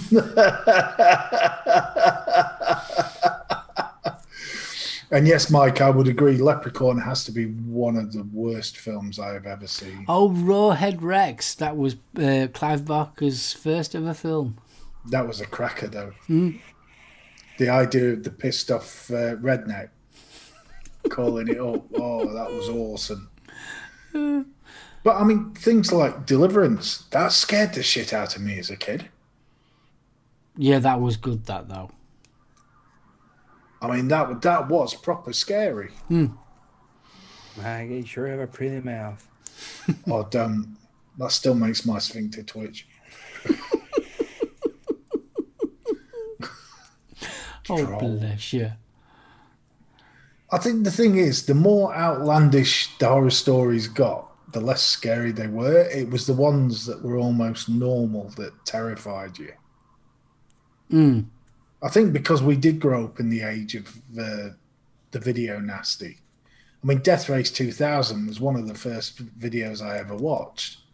Oh, God, And Death Race 2000 with Carradine. Yeah, David Carradine, yeah. The only scene that ever made me jump in that is where the knife goes in between the guy's legs when he's on the jackhammer. Oh, that still makes my eyes water. Even though I know it was a rubber blade. There was just something about that, and oh my God. It's just, oh. I mean, I think as you touched on earlier on, Steve. I mean, I think if we were living in the 70s and 80s, where obviously we grew up as young kids and teenagers, half the movies that are out just now would have been banned. But when you think about what was banned then, it's tame compared to what's out now. Yeah. Well, Clockwork Orange. Look how long that wasn't allowed on. It was Same banned with for rape. Spit on My Grave. Yeah. See, Spit on My Grave, for me, that's a revenge flick. Yeah, Yeah. of course it is. Yeah, What, definitely. what's the difference between I Spit in Your Grave and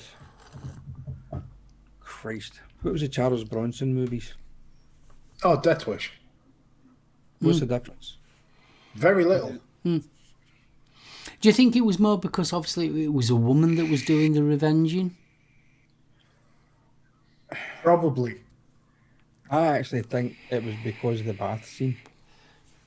Oh, that's good. That feels real good. It was that good that hurt as it's sucking up the balls. And Yeah, but it was a weird one. It really was. Right, well, we're nearly at 5:30. Well, what a fantastic show, guys. I have thoroughly enjoyed it. Not too right. well, I mean, Gordon Bennett, guys, you've but in the movie, the website was showing police, everyday people being dipped in battery acid and whatnot. I remember a kid being run over with a lawnmower. Oh my God, Norse. Lovely. Dude. Oh. Untraceable, that's the one. 13 Reasons Why had some horrific things happen and repercussions thereof were realistically horrifying and justified. Remember, don't have nightmares. Please do sleep well. that's chunks. Because I'm in Retford. Honestly. Right, Oh, Betty, dude. are you going to say your goodbyes? Yeah. Chat, thank you once again for joining us for this 2 hours of just horror movie chat. I mean, you've certainly given me food for thought for some movies that I have never seen. Again, movies that I've never seen, and also movies that I have seen that I want to watch again.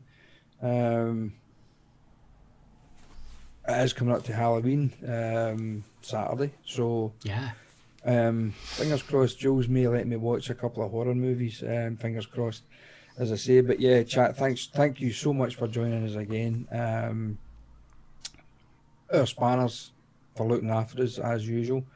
Thank you so much, and for you two guys, show wouldn't be the same without you.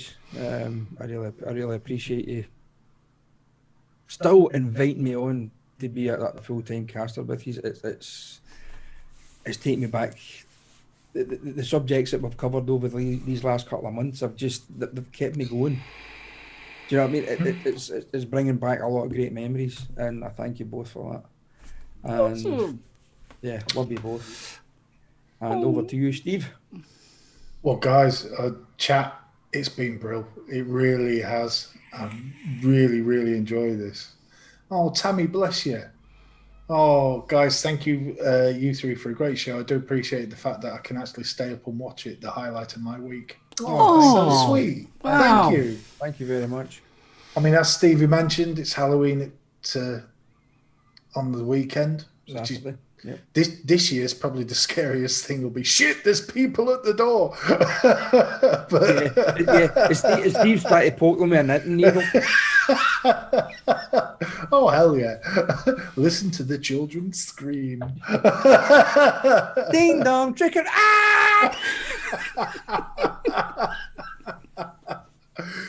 Spanners, thank you for looking after us tonight. I know we've had a couple of instances, so thank you really, really much. Everybody that's joined us for tonight's show, thank you again. It wouldn't be a show without you guys there, and it's just been brilliant.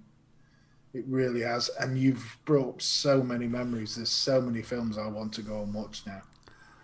So thank you. And guys, forget inviting you on, dude. You're part of the team. No, but it's You're still, part of the fam now, dude.